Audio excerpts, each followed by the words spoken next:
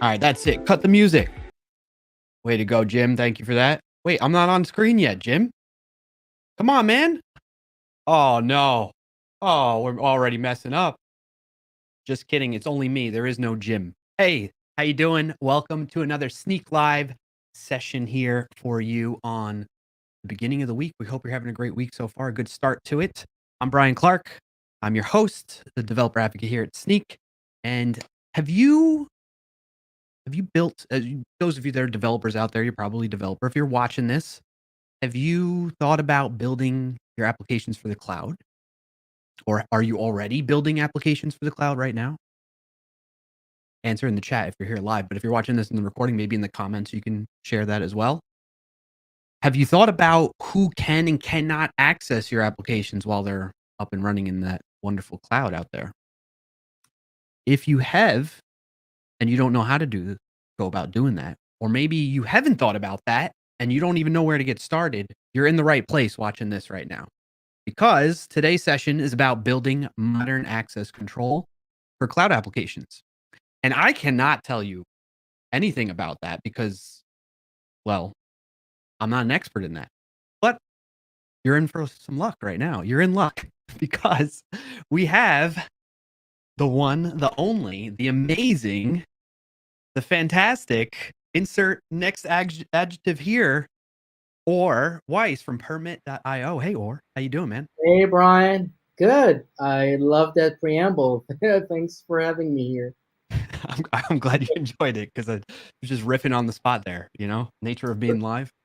Good stuff. Good stuff. So, Or, tell us a little bit about you, where you're joining us from, and let's get to know you first, and then we'll jump into some of the topics that we're going to focus on for today. Yeah, sure. I'm coming to you live from Tel Aviv. A little bit about myself. My name is Or Weis. Most of you probably gathered that by now. My background starts as an intelligence corps alumni and engineer. I served in a unit called AG200, which is kind of like the GCHQ or NSA.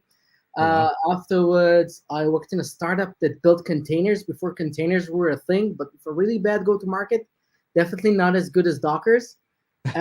Was a VP of R&D in a cybersecurity company catering to governments and like-minded agencies. Only worked on defensive projects, not offensive ones. Super proud of that, especially in retrospect.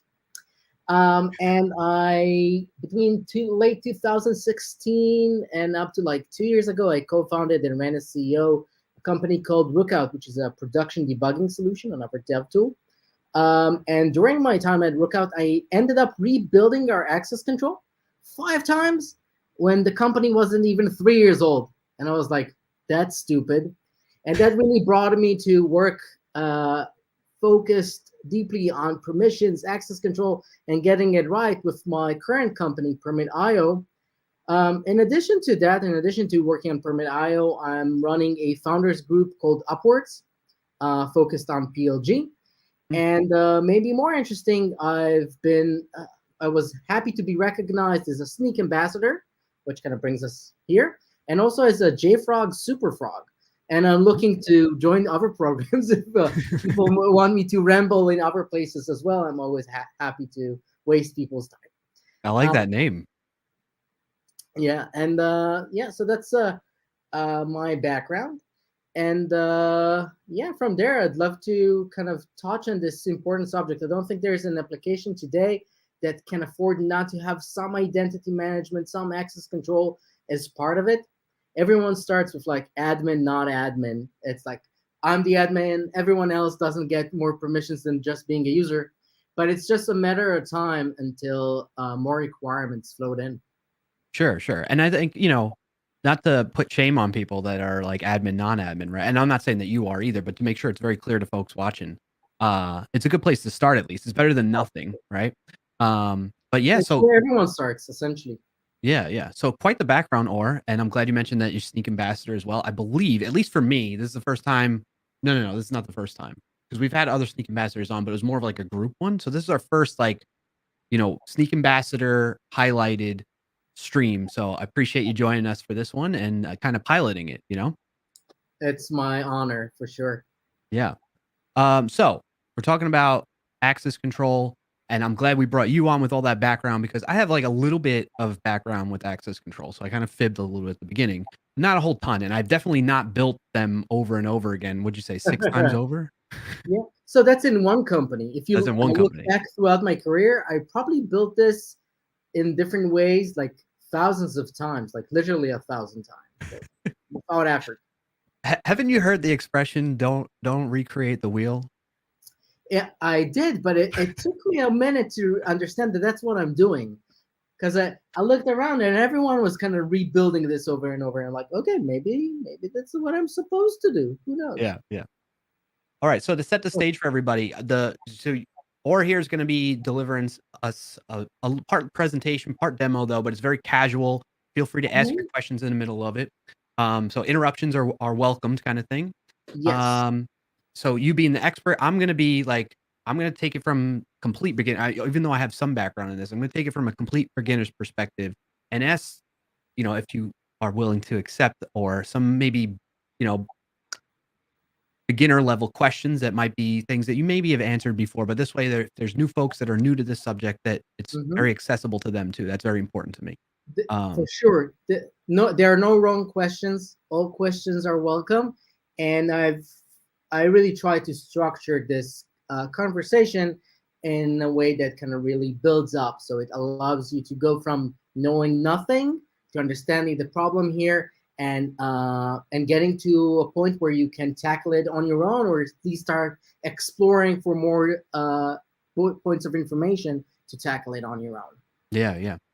So before we get too deep into things, speaking of, being more casual and saying hello to people and talking with folks in the chat, I see some friendly names in the chat. We have Davis Peter over on YouTube, Technicile, and Sean, and Finite Singularity joining us over on Twitch. Good to see you all. Sean. I'm mixing up words there. Sean has a fun comment saying Python needs to hear that it often rebuilds wheels from source. Yeah, it's fun. Yeah. I see what you did there. I'm familiar with that too. All right, so let's kick things off then. Or where should we start? Should I start sharing your screen? You ready to do that, and we'll get the discussion going there? Let's start with the screen, and we'll roll from slides to conversation back and forth, and I'm sure we'll be awesome. Sounds good. All right, we see your screen now. Cool. So this is the topic we're gonna discuss. That's me. Kind of cover that. I kind of like the fact that both Permit and Snyk have dogs as their logos, so I enjoyed putting them there side by side. And let's gonna jump to it. And I kind of want to start with just helping us understand the problem itself. Why is this challenging? So it used to be not as challenging. Like when we were working with monoliths, if you have like one monolith that's your entire application, you usually those monoliths would come with some access control built in. So if you use frameworks like Django in Python or Spring Framework in Java, or obviously Rails in Ruby, there's some basic administration or access control kind of baked into the framework. But as software is exploding out into microservices and multi-tenant microservices and kind of distributed data planes and higher scale, you can no longer rely on those frameworks. You need to have a little bit of access control in every little thing you're building. And so you need something that scales and is elastic enough to cover what you're building and can go and be granular enough with every little element you need to have. So the first thing that made this what I call the gift that keeps on giving is that our applications themselves are constantly becoming more complex. And as we're adding more features, or as we're adding AIs, we're adding real-time analytics, all those things, they're changing our applications and making it harder for us to build access control into them. In addition, as our products are evolving, the models that we want to work with are evolving as well. So we already kind of mentioned everyone starts with admin, not admin, which is great at the beginning, but it usually doesn't last long because the requirement would come in from either the customer or a product manager or security or compliance or someone else. And then you usually find yourself at admin, not admin, super admin. So we got upgraded as developers to super admin. The other people that wanted some more permissions, they're admins now, and all the rest of the plebs are just users. But obviously that doesn't last either. Then we move to access control lists. So we have like specific lists that denote who gets what access to what thing. And we can start to have a lot of lists, and then it starts getting confusing. And then we either find that that's cumbersome, or we often get from customers coming and saying, I'm used to having RBAC, role-based access control, in other products that I'm working with. I don't actually know what that means, but I know that I want it. So I expect you to provide me RBAC as part of your enterprise features. And you're like, yeah, well, okay, well, sure, if that's what you want, though, we'll figure that out as well. And RBAC is really cool. It's really the bread and butter of the permission or authorization space. But even that doesn't cover everything. So with RBAC, you're getting permissions directly according to the roles that you have in the system. So if you're an admin, editor, monkey, whatever name of role you decided to have, according to the role you have, that's what gives you the permissions. But then people want things like, we only want people in a specific geolocation to be able to use this feature. Or we only want we want editors to be able to edit files, but only the files they own. That's called RBAC plus ownership. Or we want a classic policy is like, only users that have paid for a feature can use that feature. And the list just goes on, and every application is a snowflake, and every customer in your application is a snowflake. So the requirements keep piling on. And so we're moving from RBAC to ABAC, attribute-based access control. Okay. And fear not, it doesn't end there. ABAC can increase in complexity, and there's REBAC, relationship-based access control, and it just goes on and on and on. Definitely sounds complex. Yeah. Even if you had the monolith type of project, right, where you have everything kind of baked into one place to limit the complexity of the architecture, let's say, having that many different potential, permission definitions that you need to adhere to is complex in itself. Like, how do you trying to manage that alone can be overwhelming, I imagine, right? Yeah, and each of these kind of lines and this table is a nightmare by itself. But it's a matrix. All of them kind of multiply and affect one another. And so you don't even have the benefit of just siloing them and saying, okay, we're doing just that. And often they will come kind of hand in hand. Like the people that are asking for RBAC would also be the people that are asking you to do billing and quota management enforcement. And they'll also be the people that are asking you, I want a separate back office so I can manage this for a specific partner or a specific set of users that we have. When you mentioning nightmares, now I have to ask you, especially being the founder of your company, like, is that what keeps you up at night? Like, Do you have nightmares? Do you have, like, you ever, because like when you're a developer, sometimes you're in Of the thick course. of something, and like you'll be dreaming about, like, if you're really consumed by something that you're working on, maybe you're working on a bug, right? This happened to Yeah. me, not often, but once in a while, and I'll It's have a my dream about it. What about it's you? my constant state. Yeah. And but the difference is, I think that also it's kind of a leap that you need to take from being a developer to being a founder who's working as a developer, or a developer working as a founder. Yeah. You need to embrace your nightmares. You need to just, as they show up, you just hug them real tight, and you learn to live with them side by side. Yeah. And yeah, man, I think that's the secret sauce. If any of you want to found your own company, embrace your nightmares. That nightmare There you fuel go. is the way to you just funnel it into the engine of the company itself and the tasks you have to do, and you just spring forward and you don't look back, essentially. There you go. An extra little treat of information for people that came here for the topic, but they now learned more about being a founder. Yeah.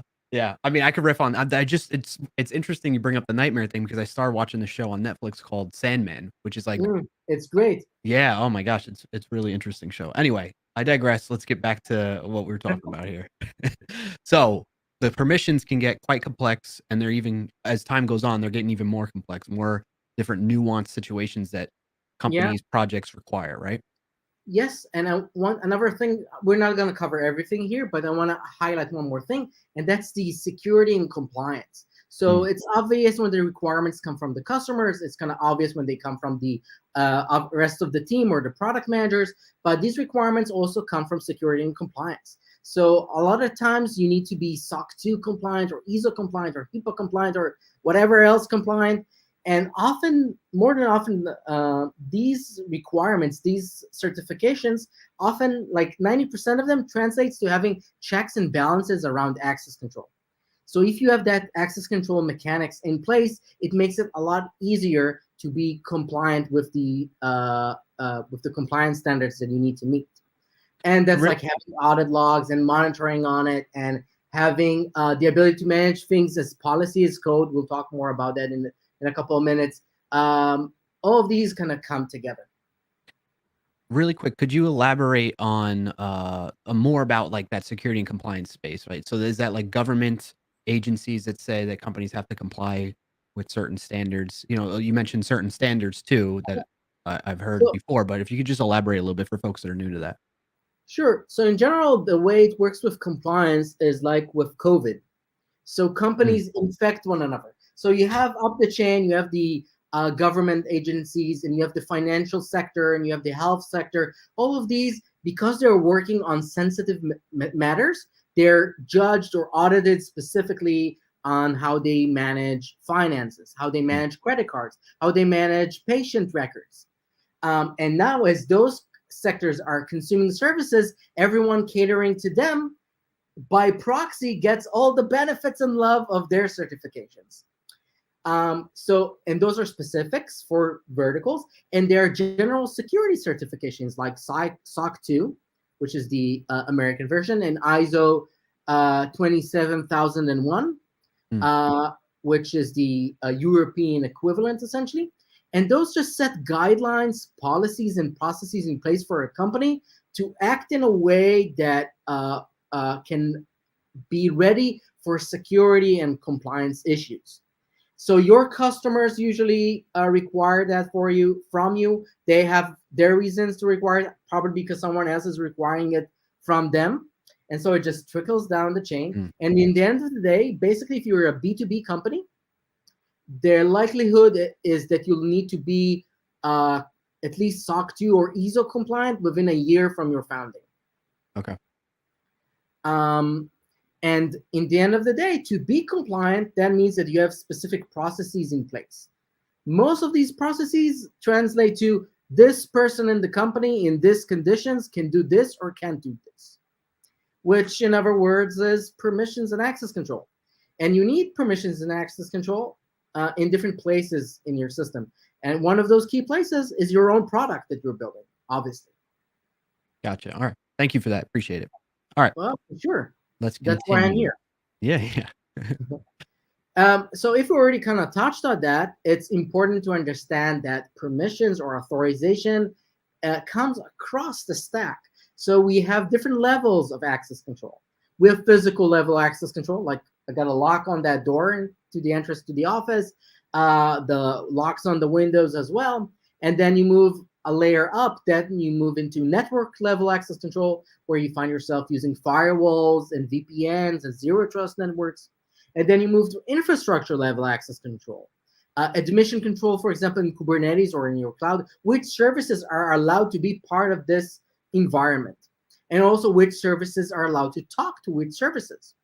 And lastly, you get to the kind of infinite slide of application level access control, Right. where any logic that you might define in your application would require some set of permissions. It's essentially which entities can interact with which entities according to or within which features. And obviously, as we said before, every application is a snowflake and has unique features and unique entities working within them. So the application level access control is the most complex one. And that's the one I'm kind of going to focus on as part of this conversation. But most of the best practices I'm going to touch on, most of the tools I'm going to mention are applicable across the stack. Okay. Sounds good. Another thing that we need to remember is that access control is important not just for implementing the requirements of our customers and our compliance, it's also keeping our applications actually safe. OWASP has identified broken access control as the A1 top element in the top 10 for security vulnerabilities in applications we build. It's the one with the most occurrences and the one that was tested and found the most in across the space. So we need to understand that if we make mistakes with access control, it's not just creating a poor product, we're actually creating vulnerabilities that might end up being exploited by attackers or malicious actors. So with all of these problems and understanding that this space is constantly fluctuating and changing, and each application is constantly fluctuating and changing in respect to access control, we need a new way of thinking about this. We first need to understand that permissions, access control, it can't be an afterthought. This is evolving, this is changing. This would require us to build something that can move with the demands of what we're building. I mean, I shouldn't just build my app so that it's freely open to everybody and then retrofit permissions into it? So that happens more often than not, Yeah. but that's a recipe for pain. Okay. And for the masochists in the audience, sure, go ahead. I love pain. Yeah, some people do. I guess I'm not judging. But personally, at some point, I got tired of it. Like I had enough. So it's better to plan in advance. Now, that doesn't mean that you need to build everything in advance. I definitely am not recommending it. You don't need to have the perfect permissions and access control solution out of the box in day one when you don't even have a single customer, for example. That's just being silly. But you need to plan or build this in a way that when those new requirements come in, you're going to have an easier time upgrading and shifting forward to meet those requirements. Another thing that we need to kind of recognize, this is ongoing. It's not something you solve once and you're done. Right. You build something, it's good for now, you should be happy with it, but more requirements are going to come in and you need to kind of roll forward. And yes, technical says, yeah, it's definitely authorization is very similar to crypto in that sense. Like if you don't know what you're doing and you're rolling on your own, you can end up with a lot of pain as well. This is why instead of rolling on your own, I'm going to recommend best practices, open source, and even tools you can adapt. And we'll get into those obviously in a minute or so. And permissions are critical for good customer experiences. In the end of the day, if people can't connect to your product or it's a hard time for them to connect to the product, that's going to be a bad time for your customers and by proxy you as they come in knocking and saying, what the hell's going on here? Yeah. And lastly, we need to understand that permissions are part of a greater space, part of IAM, Identity Access Management. So most people heard about IAM as part of AWS, but it's a wider concept. And let's touch on that quickly. So this is what I call the IAM Waterfall. There are 3 tiers to it, and we need them to kind of trickle down and connect seamlessly to one another. The first one is identity management, so solutions like Okta and Azure Active Directory. And we want those to, I'm just laughing at Left the at the text. spicy plain text Yeah. comment. That's a good one. Keep them coming, chat. The identity management, that's on our customer side. That's where they're managing their identities. And then they're coming with those identities and connecting to our product. That's where they meet the authentication solution. So Auth0, Super Tokens, OneLogin, Cognito at AWS, Fusion Auth. There's a bunch of them. But those verify, they act like the bodyguard or the bouncer at the entrance to the bar. You show up with your ID from the identity management. They verify that you are who you say you are. They collect claims about you and create a wonderful document called a JSON Web Token, a JWT, which is propagated into the application itself and specifically into the authorization layer. The JWT is cryptographically signed if you do it right. If you're not, it's not even a JWT. It's just some weird thing you made up. And you can use those claims within the JWT to start propagating the policy and the decisions you want to make within the authorization layer. The authorization layer itself is responsible according to the identity to decide who's allowed to do what. So the first layer is just managing what identities we have. The second layer is verifying those identities. And lastly, it's deciding what those identities are allowed to do within the application once they're verified. And then we get into the product itself and actually doing the things that the users want. All right, pause there. Sure. First of all, Davis Peter over on YouTube has a question saying that introducing new tools like open source software, don't you think that is a recipe for disaster though, because it's expanding the attack surface? What are your thoughts on that? So in the end of the day, even if you don't take so first of all, that's a good question. Maybe we should start with that. And in general, there's a good debate, and I actually had this debate online in a separate webinar with the folks from Super Tokens and Google on does open source make you more secure or less secure? In general, the leading thought is that by having critical components as open source, you get more reviews, more eyes on it, and you're reducing the chance that things are hiding there. Nothing is perfect, but open source on average is more likely to be vulnerabilities in open source are more likely to be found out than in other cases. That's the common understanding, let's say. In addition, in this specific case, it's not like you have the opportunity of not having something there. You're going to need to have an authorization layer. So you either build it on your own, have someone else build it for you, or you adopt an open source solution. And all of those options are likely to have likely to become part of the attack surface. So it's better to take things that are more battle tested. So for example, I think it's easy to say that something that you're going to homebrew now from scratch is more likely to be more vulnerable than something that has been battle tested at a few other companies at least. Yep. And also you can have these things interlock in a way that improves their overall security. But in general, I think it's fair to say that if a system exists, it's vulnerable. So it's not a question of is it vulnerable or not. It's a question of how much and how hard it is to maintain it, to upgrade it, to keep it up with the times. And in general, open source and solutions that are built by experts that have specific knowledge are easier to do so with. Yeah, I'm of the same philosophy, especially when it comes to like IAM. Like I'd rather, instead of me building out my own system for that, or or processes to handle all that, I'd rather rely on something like Auth0, right? Because their business relies on them being successful in doing and fulfilling that need, that gap that development teams have when it comes to this space and working on their apps, right?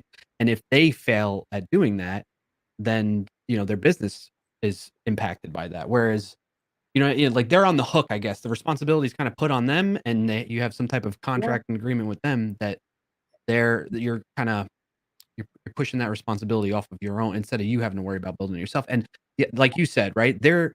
They hire people that are experts in this space to ensure that. Whereas Mhm. for us And as they build a developers working at company some shop, culture. what's that? And they build a company culture that is focused on being experts in the space. Yeah, yeah. Like, Whereas like the those of us developers that are consuming that, like our focus is on delivering features to our end users. It, like while security is important, at the end of the day, that's not like really what your focus, your performance is rated on even at times. I mean, depending on the culture, like you said, but uh, anyway, that's my philosophy. I yeah, wanted to, so a couple other things I want to talk to you about this slide. I'm sorry to get hung up on this, yeah. I but actually want to add something to that. So I sure, go want ahead. to try and support that claim, but going another layer meta. Sure, yeah, yeah, So in the end of the day, what we're talking about is specialization, and that's essentially what humanity's been doing from day one. So when we were hunter-gatherers, for example, initially you just go around when you want to hunt, you pick up a stone and you throw it at whatever you want to hunt, and then someone else comes in and says, "Oh, use this stick; it's better, and I've sharpened it for you." And then another person comes in and says, "Oh, I actually know how to put in a flint rock, a sharpened flint rock at the edge of that thing." And then you have a spear, and then you have like specific people that just sit down and create really high quality spears that you can use. If each of us would try to create spears on their own, we'd end up being more hungry and have less food and energy than we'd right, have otherwise. And essentially, in the entire history of the human race was constantly creating new fields, having people specialize in them, simplify it for the other people so they can do more things and rinse and repeat. And it's worked so far. Where last time I checked, I didn't have to hunt for my own food. So I'm all for specialization. yeah, yeah. No, I like the way you put that. I'm reading the chat too. Lots of folks are agreeing. Hellraiser popped in. Good to see Hellraiser. For sure, put it on the company that makes a living on that rep. They're secure, however, they are a larger profile target, which is understandable, such as like that LastPass when they had. But the thing, like, what's good about in those situations, well, some companies may not be good about this, but I feel like LastPass has is like they disclose it, they say they address it, they alert Mhm. people that are impacted by it, and they follow good processes that um will help kinda deal with that and manage that situation at least, you know? Whereas, So like, if your own dev shop, you're not necessarily equipped to do that type of thing, you know? Like, you don't know mhm. necessarily what to do if you get breached or for Yeah. that matter. Also, if you have like a vulnerability in something, it doesn't help you that you're not part of a bigger entity. Like with Heartbleed, people were spraying the entire internet. It didn't help you Mm, that you weren't a big company. You were still becoming a target. yeah, And I think maybe to take this to another angle, I think some of the evolutions of the technology that we're seeing and something that we're implementing in permits specifically is decoupling the control planes from the data planes. That allows you to consume products without being exposed or being less exposed through them to their attack surface. So, gotcha. for example, with permit, maybe we'll touch on that later. You can use the permit solution without loading or exposing it to any of your data. And you can manage most of the critical aspects with locally deployed components that you get, essentially a sidecar or a microservice that you can run on your side. Yep, And as those technologies are evolving, it also reduces your dependency and your exposure to your vendor's attack surface. But that's kind of obviously a wider conversation, but I think we're headed towards good things in that space as well. absolutely. Alright, so the couple other things that I wanted to talk about with this was, 1, you're pronouncing JWTs JOTs, and I know Yeah, that's the official kinda, I think, name of pronouncing it, but I don't know why I don't like that name. What about you're you? Like, how do you feel about it? I'm kind of ambivalent. I have a very strong opinion on GIF versus GIF. Okay. I'm on the GIF camp I'm on the gift camp. because no one ever gave me a gift for my birthday. Yeah. Uh, but I actually didn't think about it. I'm not that sensitive. I just I'm don't fine with people see. calling it JWT or calling it a JOT. Yeah. Um, I I'm know fine. it's more to say JWT, but, like, I just can't see jot in there. Maybe, like, jout, or, if somebody went that route, I'd be okay with it. Alright, so my second question to you then is, And I know this is very specific. We're talking about access control, but like I mean, identities kind of plays into it, right? When it comes to storing something like a JWT, where do you think, in your professional opinion, where do you think is the best place for a web application? Okay, giving you the full context here. Where's the best place to store something like that? So That's sensitive are you? information. Do you mean like in the front end client? Yeah, on the front end. Yep. Yeah. So the local storage is in the browser. It's the preferred location. You can also do cookies, but the local storage has more advantages. I'd say in general, you shouldn't be storing JWTs for a extended period of time. Mhm. They're meant to be transient. They meant to be part of communication flow. They're not meant as long-term storage, either for the information inside of them or as parts of other system components. Yep. So I'm kind of there with you. In my opinion, I'm with you on that last part, at least for sure, right? But in my opinion, I think they should be stored in cookies because they're the more hardened space from a browser maturity level, security maturity level in the browsers. Like there's more controls. I mean, things have changed nowadays, and I'm sure it's evolved more. But there's more controls over how you manage cookies and how to instruct a browser to handle your cookies for your system than there are for local storage, especially, but or even session storage on the front end side of things, which is where typically I've seen people store sensitive information like tokens, JWTs, or whatever they might be using to Mm-hmm. identify folks or the account that's logged in. So anyway, I just wanted to, I just thought I'd get your opinion on that. The most important thing with where you store it is making sure that the cross origin policy is best applied. Mm-hmm. So that's making sure that the JSON Web Token can't leak or be accessed into other places. Yep. And that's kind of the most sensitive part of it. I think from the last review I did on this, it was easier to verify that or make sure that that happens on the local storage. But in general, the interfaces in most browsers, both for local storage and for cookies, in terms of cross-origin policies, are almost identical. So I defer to your wisdom here, but no, I think you hit it spot on. And just to like round it out, I guess, or close out that, like part of my reasoning, at least behind it, is I feel getting back to like the OWASP top 10, right? You mentioned cross-site scripting, XSS, and then there's CSRF, cross-site request forgery, which are the two common things that can kind of impact when it comes to identity tokens and storing that on the client side. And to me, I feel that the potential surface area for cross-site scripting attacks is way larger to try and defend against, which if you're using local storage or session storage, then if you have a vulnerability that's cross-site scripting in your application, then that vulnerability can access local storage or session storage theoretically, depending on some of the constraints you might have in place. So my thought process is it's way easier and hardened to defend against cross-site request forgery as a cookie, right? Which involves cookies most of the time, or not most of the time, all the time.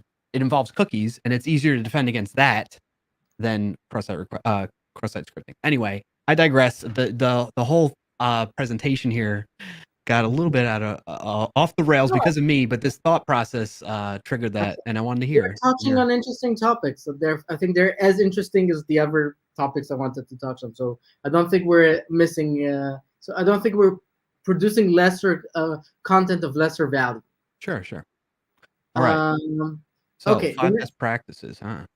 So now when if we want to build this on our own, or we want to build this with open source, or we want to build this with tools that we want to adopt, these are the 5 best practices that I like to highlight to make sure that what we're building is A, future-proof, B, foolproof, will make less mistakes and when we're building this, and lastly, will give us the guardrails or guidelines as we are building forward that will stabilize and protect our system.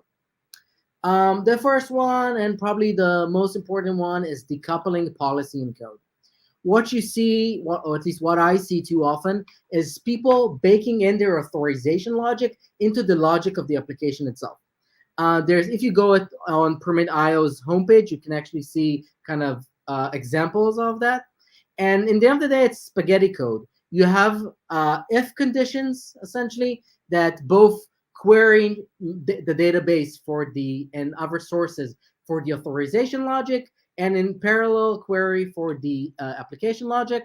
And as time progresses, they just mesh in together. Another developer would come in and say, oh, I just need another condition here. It doesn't matter. They don't think if it's for the application, if it's for the authorization layer, let's just add it in. And you wake up like a half a year later, and it's almost impossible without putting specific effort to understand which parts of the if condition are for authorization and which ones are for the application and which ones are responsible within them for which parts of the logic.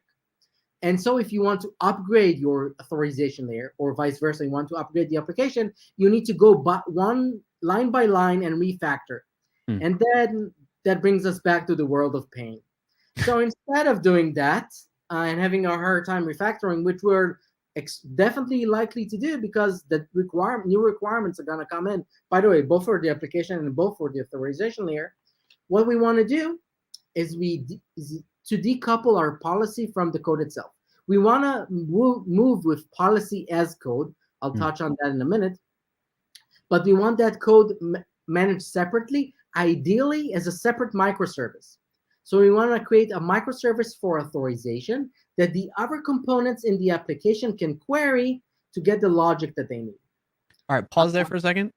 So Sure. if that's the approach, I think a natural question for a newbie developer to this whole area might be, well, who controls the access to that service then to get those permit? You know what I mean? Like, it's like this chicken and egg thing. Which one comes first?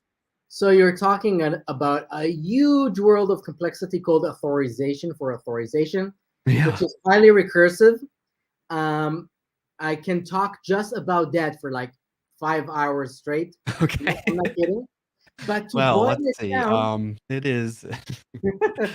to boil it down, when push comes to shove, what you do is you minimize the access control of the subsequent layer, and a lot of times you minimize it to authentication exclusively. Okay. And so when your microservices connect to the authorization microservice, they are allowed to do so simply by having an identity that is verified by that microservice. Okay. It can go more complex than that, obviously, and then you find yourself adding layers. But I'll say if you're using open source or using one of the solutions, those kind of try and solve it for you, or at least take a significant part of the load of that for you. Okay. Maybe we can have you back on to talk about that because I'm interested in the dive. Sure. I would love to hear more about that because it seems like such an interesting part, right? It's like, sure, I'm going to put authorization over here, but then how do I limit access to my authorization querying capabilities? Try Right? and think about building a generic authorization solution and having the generic authorization for the generic authorization solution. That's one of the nightmares I'm embracing right now. Okay. All right. Continuing on. So we touch on decoupling policy in code, in which we ideally create a separate microservice for authorization. We don't need that microservice to be perfect. It can be as stupid as a function that always returns true initially. But that becomes, so again, we don't want to build everything from day one. That's being silly. But we want to have placeholders connected the right way so we can upgrade them gradually when those new requirements can come in. So it can be like a Lambda function, it can be a small container, it can be wherever you want, but it's something separate that can evolve separately, and you can refactor with ease and add those additional requirements that be coming in soon. Second best practice is being event-driven. So we already know that we're going to build a complex system. It's a matter of time. And we already know that we're going to have complex policies some point in time that will change with the surface of the application itself. So I'll just give an example to kind of highlight this. Let's say we want a simple policy like only users that have paid for a feature can use that feature. That bit of information doesn't reside in your database anymore. It doesn't reside even as part of your application. It's part of a third-party service like Stripe or Chargebee or PayPal. So we want to be able to propagate information from those services in real time as they change and have them impact our authorization layer. And the best way to do it is being event-driven, essentially boiling that down, essentially being able to receive webhooks from those external services or or other components in our system, and be able to propagate them into the authorization layer. This is also called decoupling data from code, and it's as important as decoupling policy from code, but it can come slightly later. And when we'll talk about open source, we'll see an open source solution for decoupling policy and code, and we'll see an open source solution to make these updates event-driven and real-time. The next two, and I'll try to kind of speed up forward on those, the next two are about interfaces. So because we know that we're going to have customers, and because we know we're going to have other stakeholders, like a product manager, security, compliance, all those folks, working with us on the application, it shouldn't surprise us that those people are going to want interfaces to be able to manage the access control. So we don't have to build those interfaces from day one, but we should be prepared to create them and provide them as the requirements come in. So we want to have a back office so the different stakeholders can manage the application. And we want interfaces that we can provide to the customers themselves. So they can invite users on their own, so they can assign roles on their own, so they can maybe even configure policies on their own, et cetera, et cetera. Lastly, and this brings us back to policy as code, we want GitOps.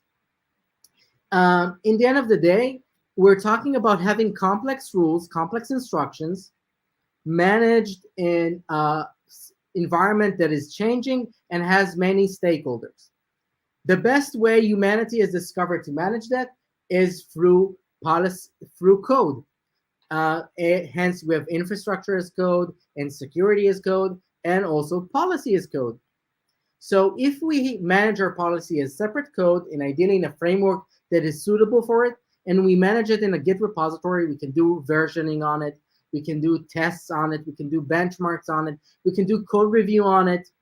And that enables us to, not have to reinvent the wheel with how we manage the policies, and not have to reinvent the wheel of how we connect this to our system, because we already know how to do this. We've been working with code for a while, so it's more of the same, which makes it easier. So these are the 5 best practices. And I highly recommend just keeping them in mind as you're starting to build something. If you keep those in mind, it's going to save you months later in refactoring, just by being aware that these things are going to be coming up the road for you. That's helpful. I'm going to be honest with you, though, or like hearing like the term policy, it just sounds very dry as a developer, right? Like dry and boring to me.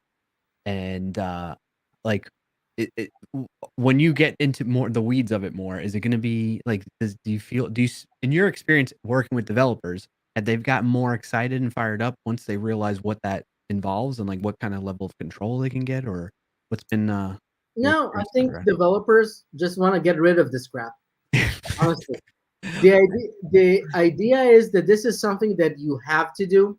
It's not unique to any product, but it's mandatory. And if you don't get it right, you're gonna have a bad time.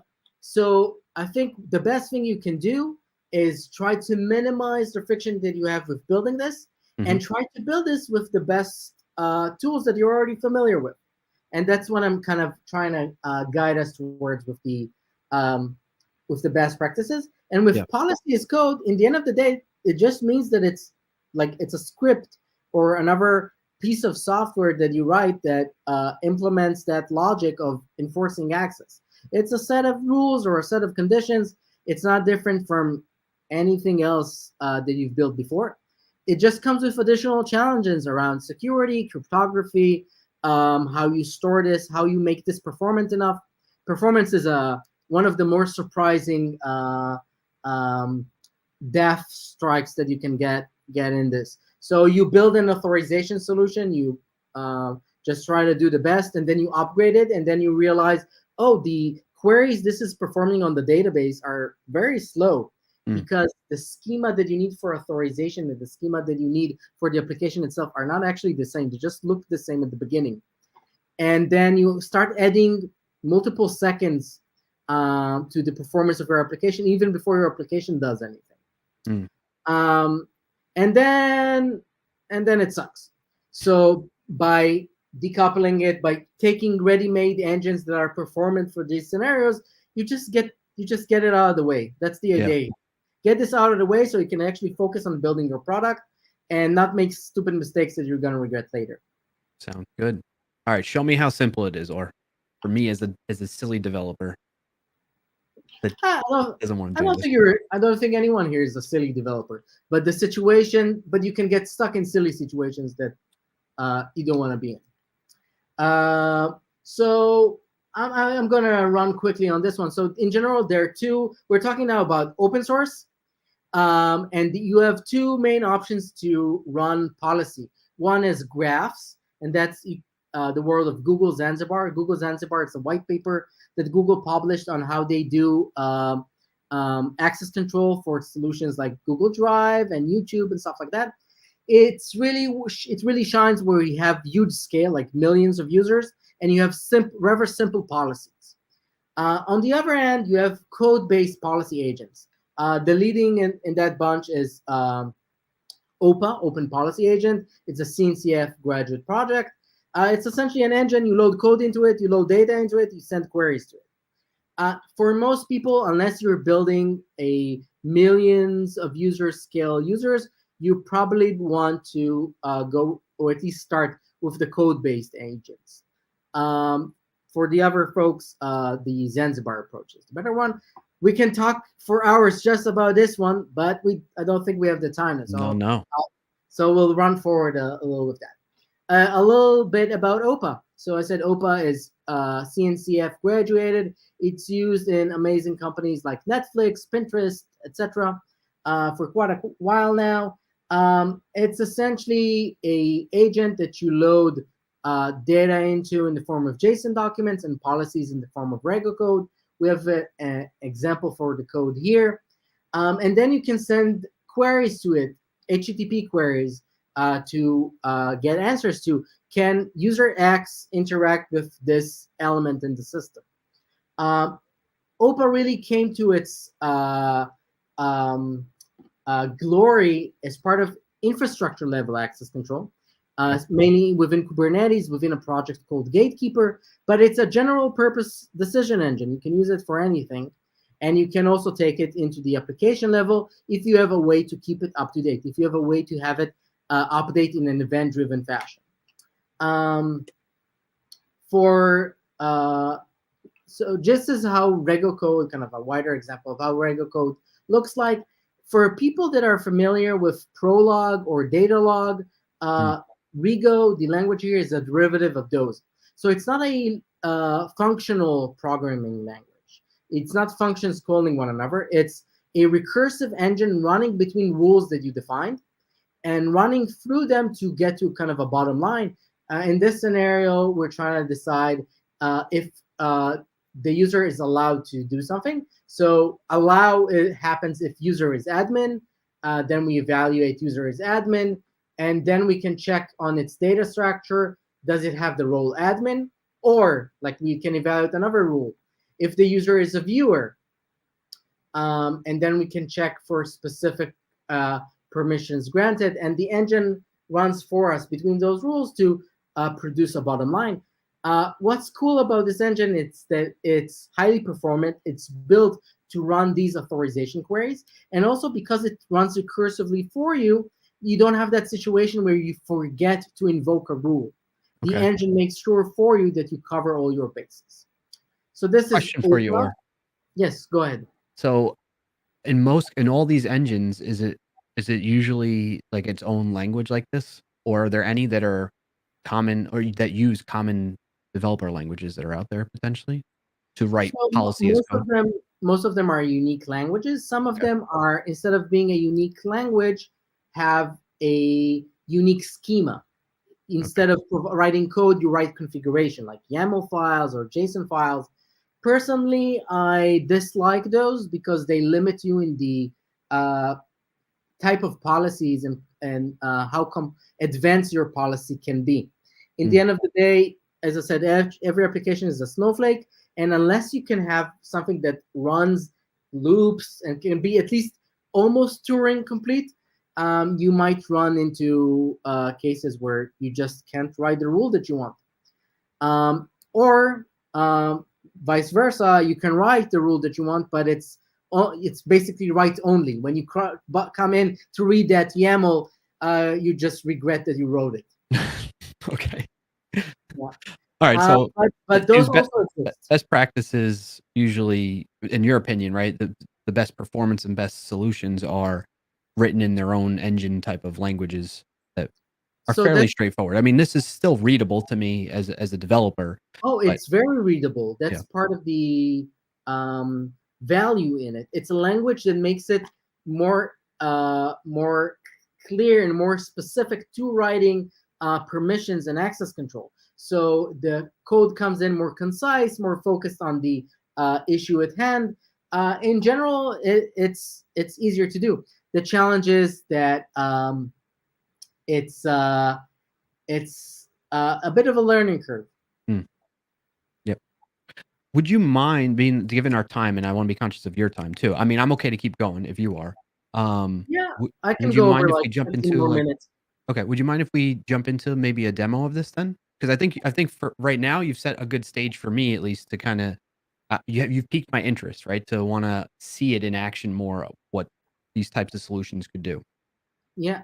So I think I'll run quickly through this just to kind of paint the picture, and then we can do a demo. And with the demo, what I kind of plan to show you is something that is essentially Permit, a solution that brings all of these together. So Sure. Permit uses both OPA and OPAL, which I'll talk about in a minute.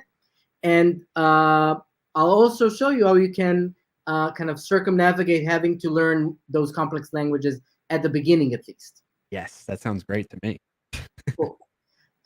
So we have OPA. We can query it with the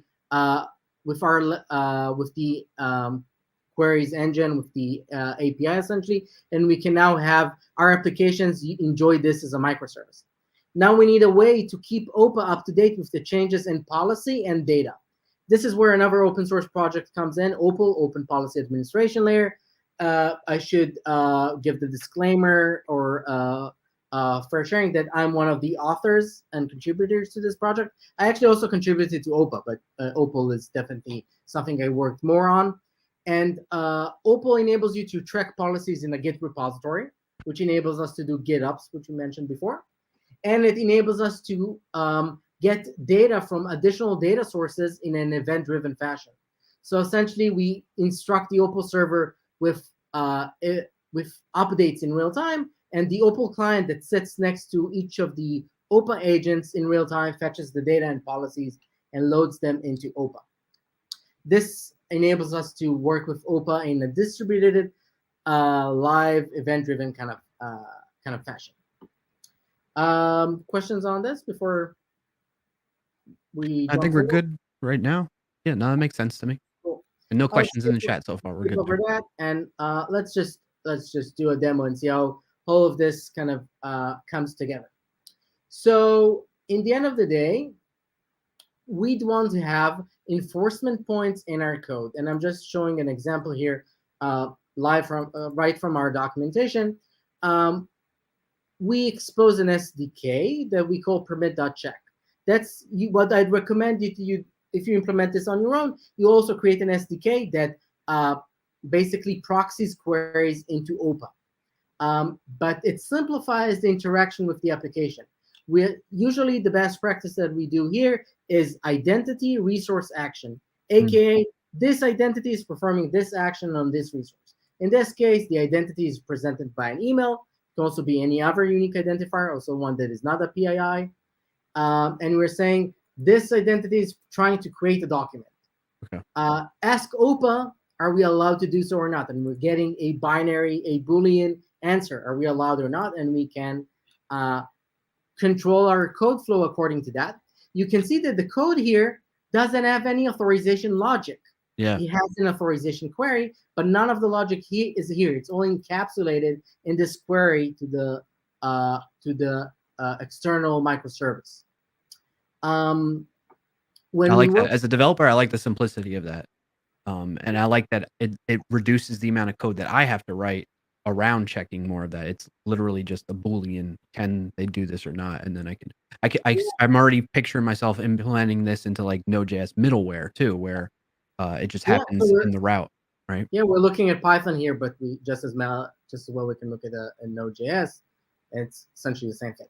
Yeah, yeah. And by the way, you can implement this per line of code. So before you call into the database, am I allowed to query the database this way? Per route, per middleware. So any query coming in, let's filter it. Per reverse proxy, so going outside of the application, and per the API gateway. So any query coming into the API gateway, let's filter it before it passes to the application itself. And you can mix and match. And OPA has plugins for reverse proxies like Envoy and Traffic, etc., and to API gateways like Kong and AWS's API gateway, etc., etc.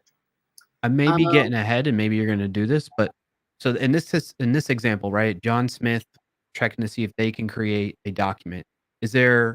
Imagine there might be some situations where you want to check multiple permissions at once. Would I have to write like a new line so first I check that to see if they're allowed to create a document, and then I check another one, or can I batch it almost? So you can batch it, but I actually want to show something else. Okay, sure. No, it's good to know that you can. I want to close the loop in the little time that we have left. Yes.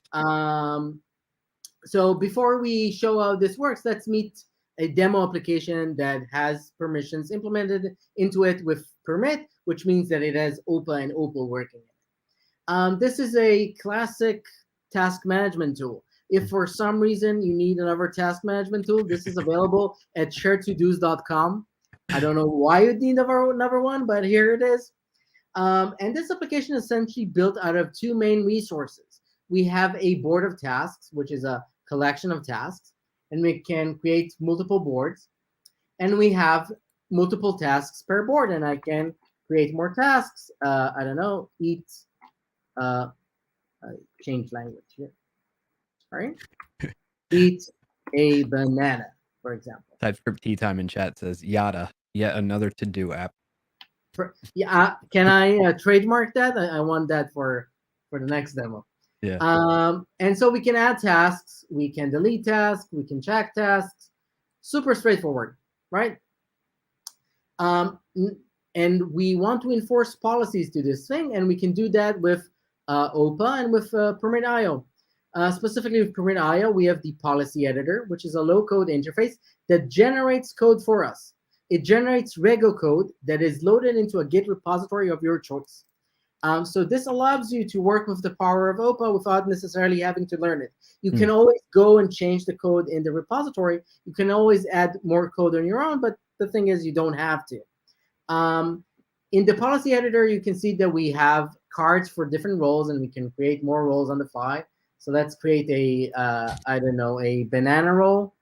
You said the monkey example earlier, and I kind of laughed at it, but you actually have that as an example in here. Yeah, I created this just showing this to someone else just a minute ago. Yeah. So now I have both a monkey and a banana. And let's say let's add another resource to the application. Sorry, let's add another resource. Let's say we can. Let's say we have a I don't know, a cat. I'm just improvising here. And let's say a cat. What you can do with a cat? You can meow. No, you can't meow a cat. You can pat a cat. Meow at a cat? What do you mean? You tell me I'm not allowed to meow at a cat? Okay, meow at it. Fine. Every application is a snowflake, as we said. Yeah. You can meow at it. You can feed it, etc. So you these are the things. Walk. You can walk it, really? People walk cats. I'm not lying. Not lying. Sure. So we create this new resource, and you'll see that now we have this new column here with all the actions that we can perform on a resource. And let's say, what can a banana roll do with a cat? Let's say it can feed it, it can walk it in this snowflake of our application. And we can just apply that quickly. But let's focus on the actual roles the actual resources that exist in this application. So we have a board, which is the list of tasks, and we have a specific task. And you can see now I'm logged in as an admin. That's the role that is assigned to me. So that means that I can do whatever I want with all the tasks. But let's say I don't want to be able to change tasks anymore. So I'm going to change that. And in real time, that's going to create a new policy in Regu code, push it into a Git repository, and we can apply more CI/CD there. Here, it's just automatically deployed. OPAL deploys it to the microservice, to OPA, running in the VPC of that to-do app, and it will take effect immediately. So let's click save. And now when I try to delete the task, it will tell me that I can't, because it sends a query to the application, which queries the microservice, which tells her, and nobody, you don't have those permissions anymore. Let's change it the other way around. Let's return delete, and let's say we can't update anymore. And you see that it updates seamlessly thanks to the OPAL architecture that drives things in real time. So I'm able to delete, but I won't be able to add it anymore. I love that it happens on the fly. Like I don't have to go change code now in order to implement that. I just changed the policy.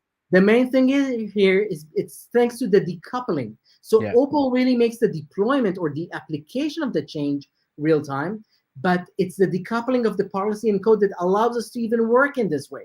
Right. We can also deploy this with a REST API or something more. OPAL also has a polling mechanic.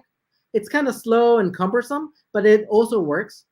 But the thing is that we can change things dynamically. We can have the policy manage this code. We can push it into a Git repository, and we can have it propagate from there. And we can have interfaces on top that we can provide to different people with different skill sets, those different stakeholders that we had, that they can work with the system. And I'm showing you these interfaces that you can use in Permit, but you can also build them on your own. You can have something that generates maybe not as complex Regu code as we do here, but at least subsets according to configuration or with templates that you can produce. And obviously you can have audit logs on top of this, so you can see who did what when, and you can have the user management itself and assign roles. So for example, as I said, I actually have the super user role, not the admin role. Oh, wait a minute, I'm looking at the wrong tenant. Anyways, we're short on time, but you catch my drift here. Yeah, no, this has been great. Question for you from the chat. Yes. How about we do that? Sound good? Yes, please. Okay. TypeScript Tea Time's asking, so when you make those changes, they're happening on the microservice, right?